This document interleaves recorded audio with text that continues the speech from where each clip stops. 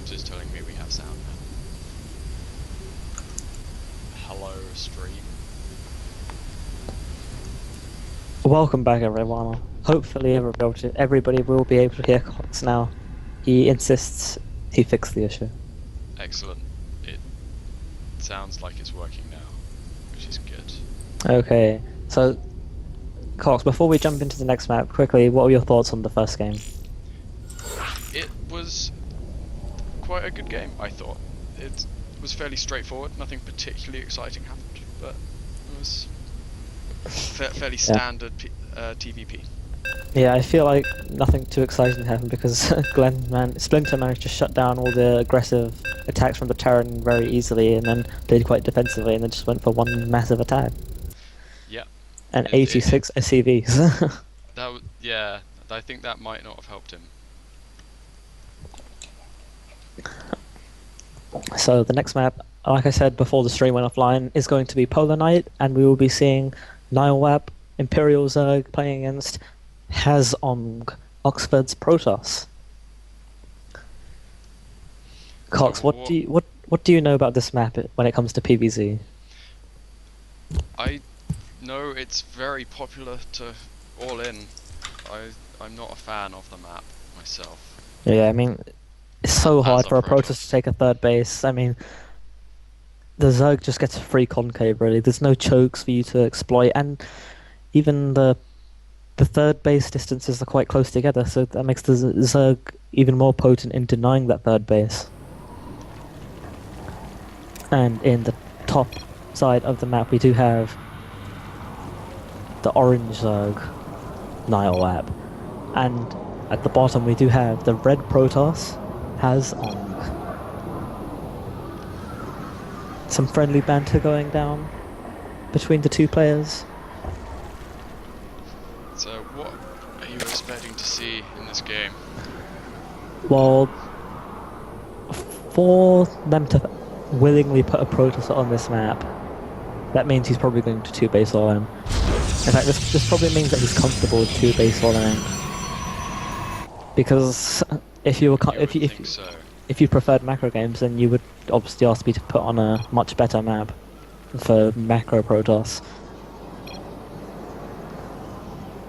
And Hazom claiming he studies salsa dancing. I didn't realise they did that as a course at Oxford, I must admit. I'm quite sure that's not a course offered at Imperial College London, but maybe it will be in the future.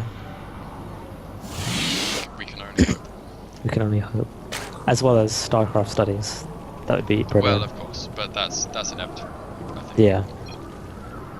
We do see Hazom did opt for a 9 pylon into Scout. So he does know the exact pull timing of the Zerg player, and Nilewap not taking any chances, going for a pull into hatch, sending 2 drones, really wanting to get that hatch down.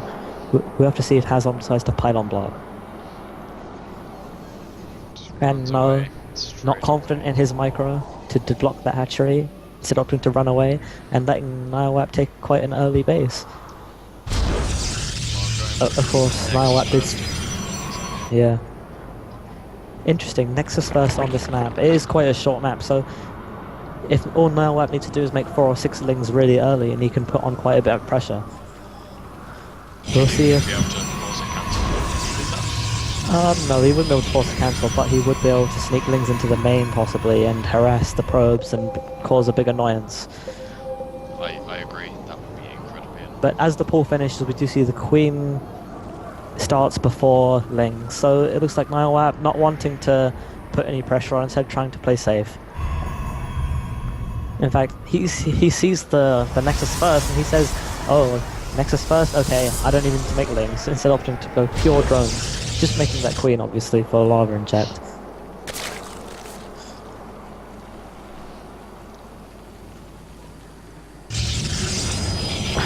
And we do see no gas yet on the way.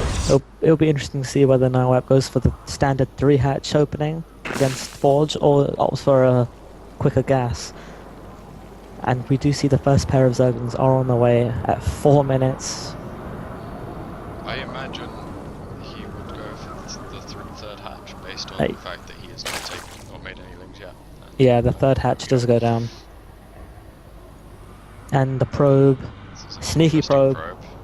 very sneaky, but is just going to be seen by this Overlord, I think. Eventually, when he makes his Yeah. way nearby.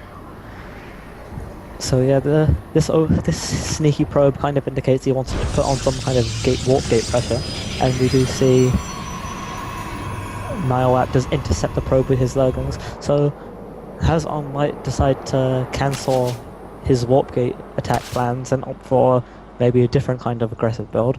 And we do see all the Chrono Boost from Hazon was put into the probes actually, so none left to put on any Zealot, Stalker, Mothership Core, +1 attack, or even Warp Gate. So that kind of indicates more macro focus play, but the Robo does go down. My guess, Immortal Sentry all in. That seems like a fair bet to me. I am a fan of the Immortal Sentry all in. Immortal Sentry all in is actually quite hard to pull off on this map because it's so open, so you need to use so many force fields, which means you have to push out a bit later when you have more sentries, which gives them more time to prepare. So it'll be interesting to see when Hazon does actually decide to push out. Oh, and Taken his gases. we do actually still have a hidden probe on the right corner of the map. Oh, how did he escape? Nihiwap perhaps feeling a bit merciful. Or maybe his Zerglings got tired, I don't know. But no, not the Mortal Sentry all in, we just see the Robo going down. So we'll probably be seeing 1 or 2 Immortals and 1 or 2 Colossi, and then all inning off of those Robo units, with about 7 or 8 gateways to support.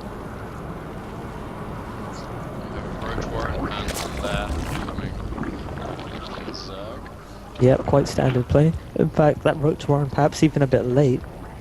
I think when he fended off that probe, he thought, okay, warp gate pressure probably isn't going to happen anymore, so I can afford to get that Roach Warren a bit later. And the Overlord does come in to scout, and he does see the Robo Bay, so he knows exactly what's going on. He even sees it researching, so he knows that Thermal Lance is on the way. And he's going to see the additional gateways being made by the Protoss player from Oxford. So I think at this point Nihiwap has a very good idea of what's going on, and he should prepare accordingly for it. What do you think his response should be? I mean, a lot of Zerg players have different ideas of the best way to counter this. We could see fast Mutalisks, or we could see just pure Roach, maybe a mix of Roach and Hydra. I think generally Lings aren't really the way to go though, because those Colossi are just so good against them. And as we see the Zerg missile attacks, and the Spire and Hydra, then we're going to see Roach Hydra Corruptor by the looks of it. The Corruptors are going to be interesting. I'm not sure if we'll be able to have enough of them out in time without having too few Hydras to counter the rest of the army, but we'll see how things go ahead. Assuming this attack is going to come with the second Colossus. Yeah, that's what it tends to do. 2 Immortals, 2 Colossi. I also noticed there is no Zergling speed as yet.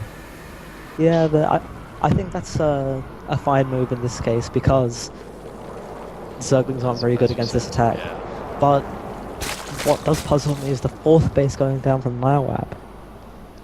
I always assumed people would take this back base, at least as the 4th. Well, you'd think so, but what units are on the map? 9 Lings. It takes a long time for 9 Lings to kill 2 pairs of destructible rocks. Usually you want to be active and aggressive with your units, so you don't really have time to go kill those rocks. And we do see the Protoss player finally pushing out and full walling off, so making sure that no Zergling vampires get the better of him. And Nihiwap is going to see this coming? No. Wow. Hazon, we're not going to go past his own other watchtower, but instead going around the other side of the map. I mean, with 68 drones out, 4 Corruptors, I feel like Nihiwap does know what's going on, but I don't think he knows the attack's coming this fast. Yeah, he could be in trouble, I think. He does Even a Warp is out. We could see sometimes see Warp as a micro, and I feel like this 3rd base is going to be forfeit. I mean, at least he could transfer all the drones to his 4th base, so there won't be too much of a lapse in mining. And the drones, are they going to escape? Yes. The queen survived, and Myowap, he can't attack here. He can't lose these corruptors for free. He's going to engage. I question his decision. Yeah, I was against Colossus. Fight I like to take. And even panicking, making 24 Zerglings without even having Zergling speed, things are going very badly for Nyawab. I think Nyawab did not respond correctly to this 2-base all-in. I feel like he needed some roaches in there. And the Colossi are gone, but there's nothing to deal with these 2 Immortals and this massive Stalker army. There's even a Warp Prism here, so he can warp in very aggressively towards the front of Nyawab's base. The 4th base that Nyawab still hasn't been mined from at all. That was a complete waste this game. Didn't help his defender all in at all. And GG, well played. Hazon takes game 2 and Oxford ties it up 1-1.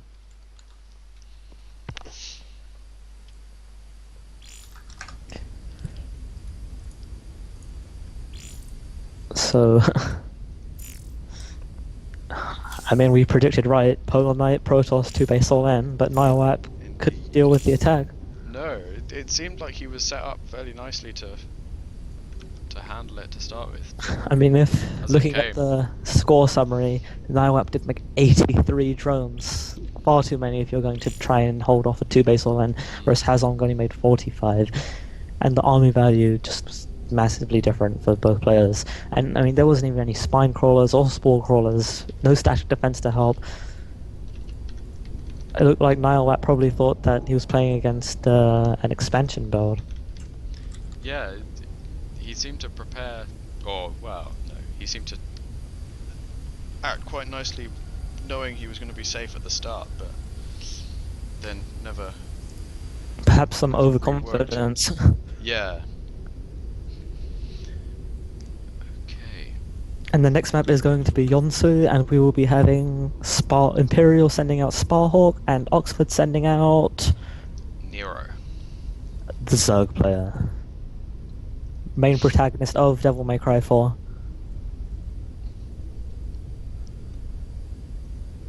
So this is going to be another PvZ. Yeah, well, Yonsu, as much as Polar Knight favors Zerg, Yonsu favors Protoss. Well, considering the Protoss won on Polar Knight, we should hope the Protoss wins again. Yeah. Of course, this time the Protoss playing for the winning team. I say winning, but really things are tied up 1-1.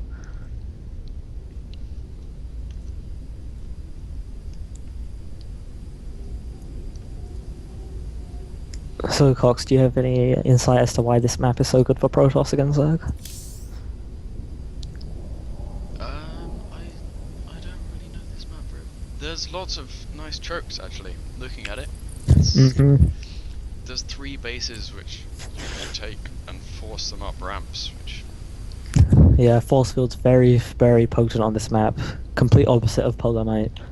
Of course, the disadvantageous architecture of Polar Knight to Protoss was nothing to Hazard on Glass game. I also feel like it's hard to take a safe third on this base for the Zerg. It is quite close, but the 3rd base is quite easy to defend with force fields, and it's very difficult for Zerg to get a concave, so that does make it quite easy for Protoss to actually take that those 3 bases, and then pressure the Zerg's 3rd base because they're so close.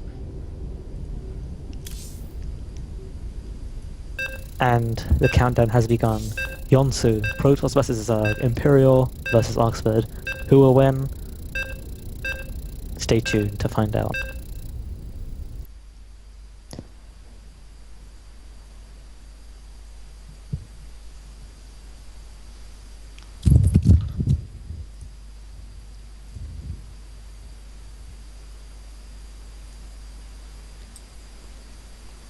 So how do you predict this game will start up? Um, Interesting. Well, I must confess I have inside info. Sparhawk Oh, told me he's going to pull off some cheesy stuff. This is something we've come to know from Sparhawk. He seems to. Yeah, I mean, I don't know whether that means Immortal Sentry, something he's done a lot in the past. I don't know if it means Proxygate, though I guess we can Against Zerg? confirm It that. seems unlikely, We can but confirm the Proxygate but as there a we go. sent out immediately. For those unfamiliar with the strategy, Sparhawk cutting probes shouldn't be doing that. Why is he cutting It's useful probes? to have more than 6 probes. Oh, there we go. Very late probe. I think that's going to decrease the power of this Proxygate somewhat.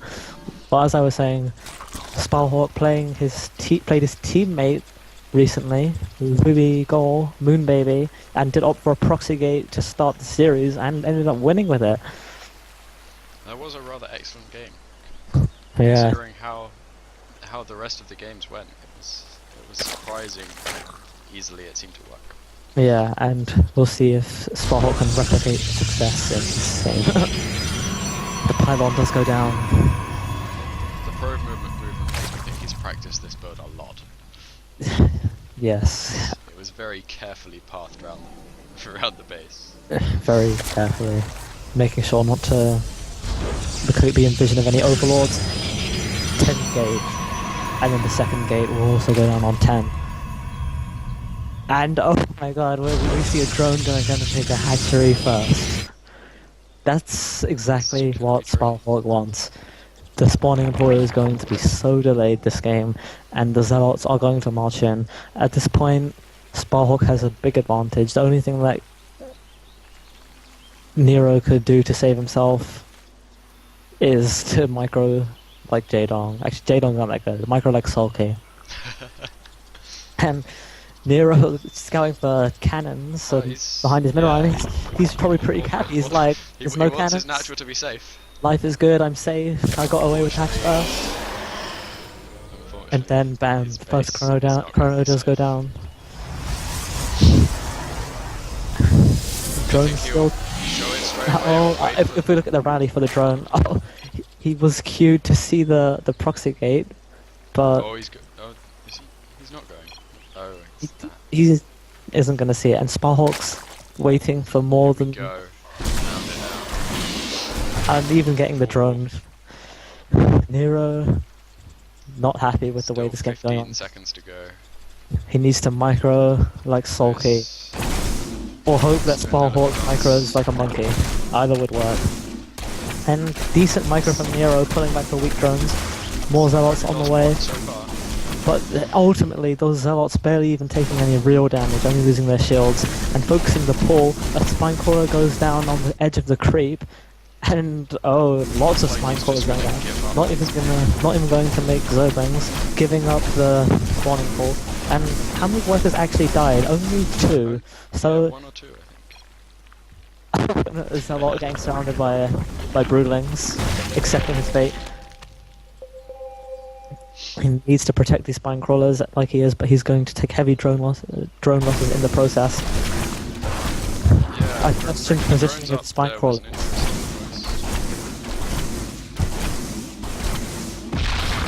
Sparhawk trying to transition out of this, making a gas, and the one spine going down, the second spine goes down 2, the third one finishes, but without a spawning pool, yeah, without a spawning pool and only 10 drones to 15 probes, and the Zealots still out doing damage, and more Zealots being chrono boosted. Things are looking very grim for Oxford Zerg player Nero. GGTT goes down, and Imperial takes the lead, 2-1.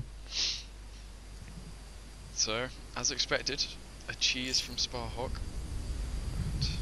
It was successful again. Sparhawk and Naniwa have one thing in common. 2 things in common. First of all, they both play Protoss. Second of all, they both have 100% win rate with proxy 2 gates against Zerg in televised matches. That's a good record to have. Yep.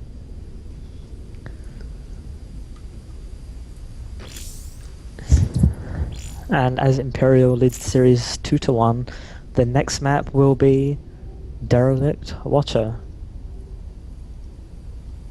Okay, so what are you expecting to see on Derelict Watcher?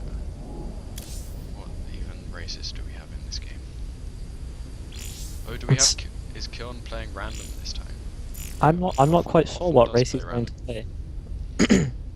It'll be interesting to see what race he does pick. Kiln, Zan, Imperial's choice for this map is a random player.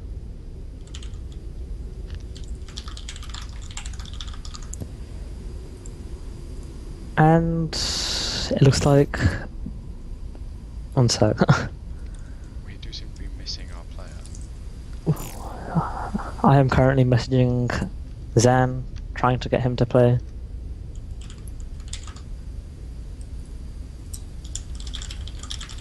We might have to play Star Station first.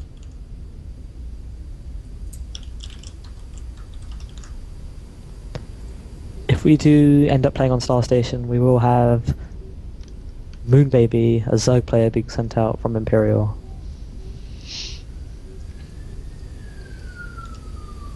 Okay, yeah, we are going to play Star Station before Derelict. Okay. So this would be Moonbaby. This is going to be a ZVZ series. Both players opting to send out a Zerg player on this map, Star Station.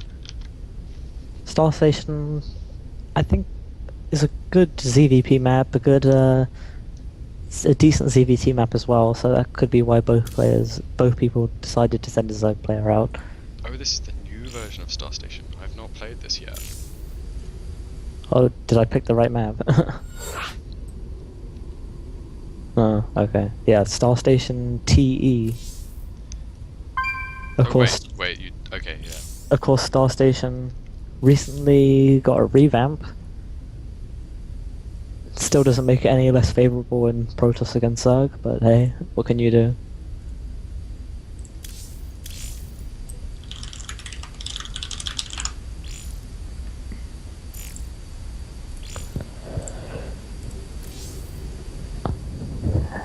I mean, we've had one of our players do a super powerful cheesy cheese with the proxy gate. Do you think we'll see anything similar from Oxford this series? I think at some point we'll probably see a cheese. Yeah, In a 7-game series, you would expect them to cheese at least once, and it always makes for an exciting game. Yeah, I'm just thinking it's a ZVZ. Perhaps we'll see a 6-ball, 7-ball, Baneling all in. ZVZ, of course, a very aggressive matchup. It's certainly possible. I know Moonbaby does like to 10 pull in ZVZ. Mm-hmm.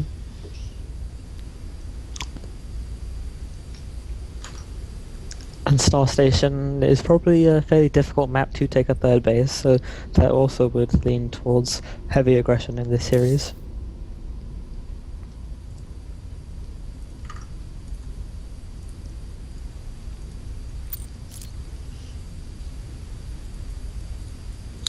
And Moonbaby, I believe he favors Mutalisks in this matchup. I think so. Yes, I generally favour Mutalists in most ZVZ, but Mm-hmm. do you think this map is particularly strong for any? This is a good Mutalisk map, I think, because it's quite easy to bounce between each of the 3 bases as they form like a triangle formation, which does favour Mutalisks. Yeah. But of course, if we do see any 1 or 2 base all-ins, then it won't even get to the stage where Mutalisks can come out. Do we have players? We do have our players. Our players are just about ready, I think. And the countdown has begun for Star Station TE. CVZ Imperial leading the series so far 2-1 against Oxford. This is Oxford's chance to tie things up.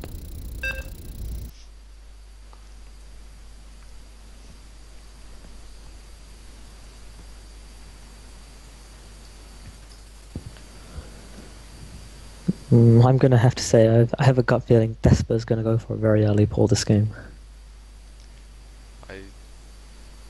I think he wants a would like to see revenge. that happen. Yeah. Could be interesting.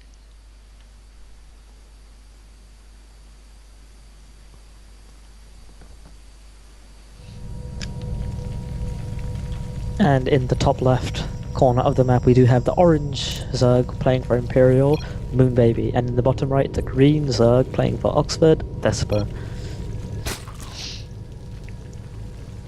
So far, identical builds, both at 8 drones. Will we see a 10 pull from either player? That's the next question on my mind.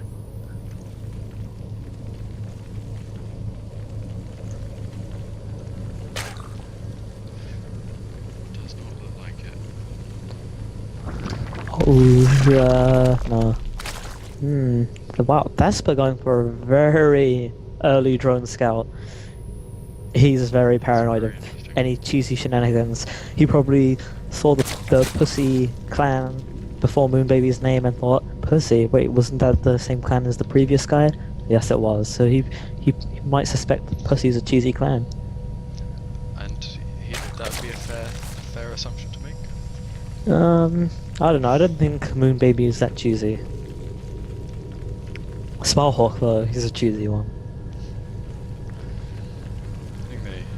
I think they both enjoy their fair share of cheeses. We do see the drone coming in just in time to see, oh wait, my opponent's actually going for a hatchery first, but will he be able to block it in time? Oh, he blocks it in time, but he probably won't be able to block it for long. So he's going to counter that with his own hatchery. Vesper also going for hatch first, but you can notice that his hatchery is delayed, and even his drones are a bit later. That's a consequence of sending that super early drone scout. And do you see the pull going down from Moonbaby? But Vesper saying, okay, I'm going to outgreed you, I'm going to get the gas before the pull. Maybe hinting towards a 2-base timing? Moonbaby's gas not too much later though.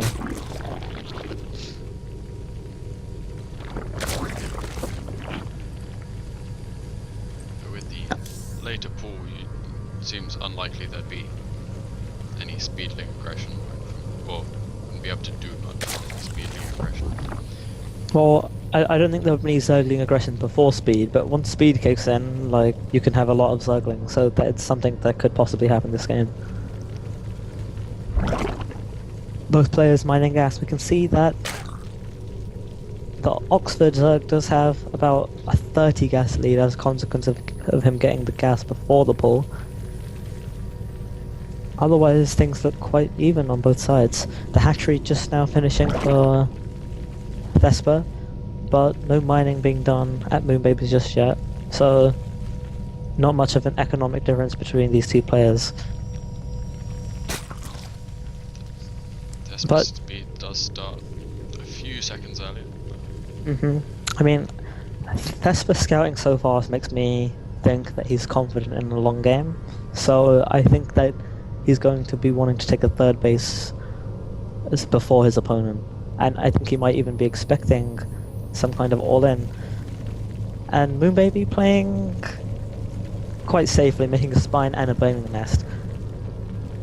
Of course, that bailing nest could turn into aggressive potential once he realizes his opponent doesn't have a bailing nest of his own.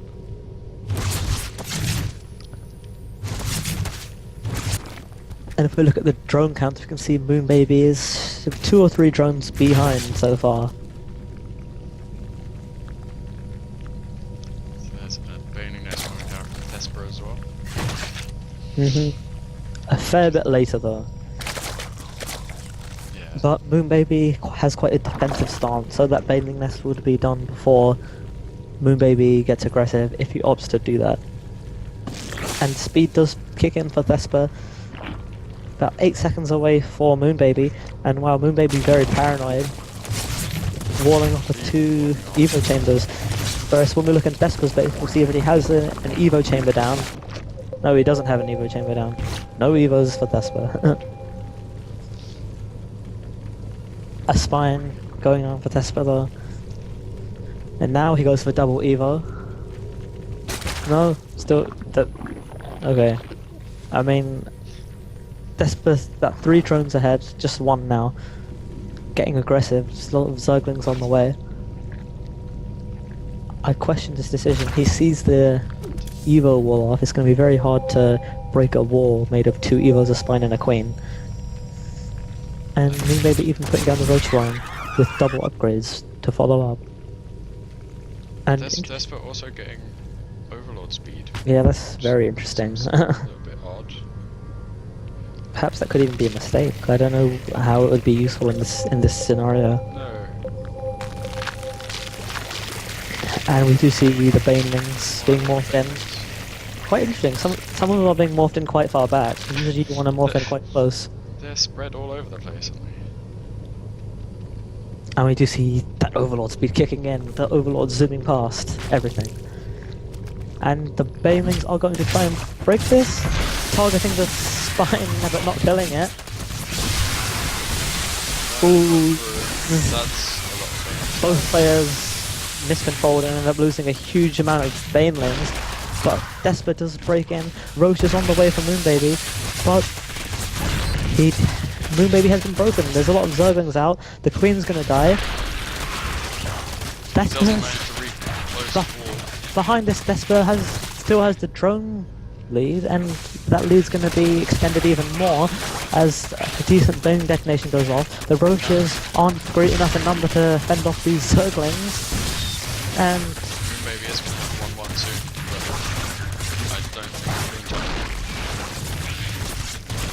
I don't think that 1-1's going to be very helpful. I mean, the drone count alone, the economic damage is just so big. Even if Moonbaby clears this up, what can he really do from here? Desper identifying his huge lead, making 3 additional spine crawlers. He says the only way I can lose is if you counterattack me. Making a lair as well. Moonbaby's forced to counter all in. Will it work well?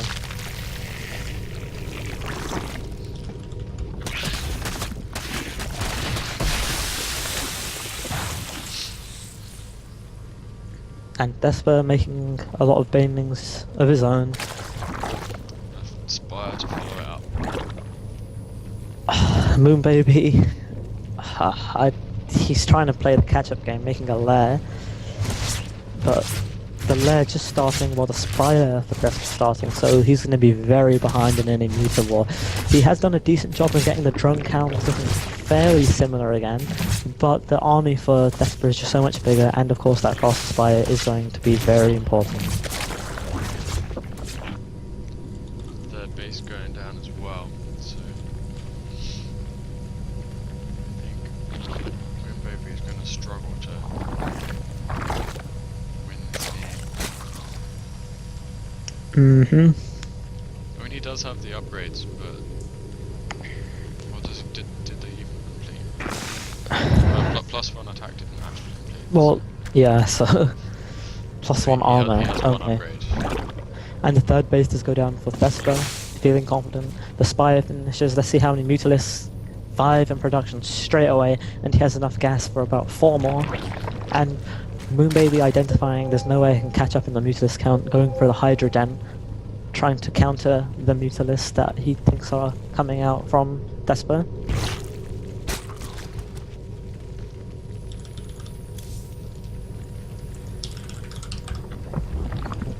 Just have road speed on the way. Yeah. If he survives long enough.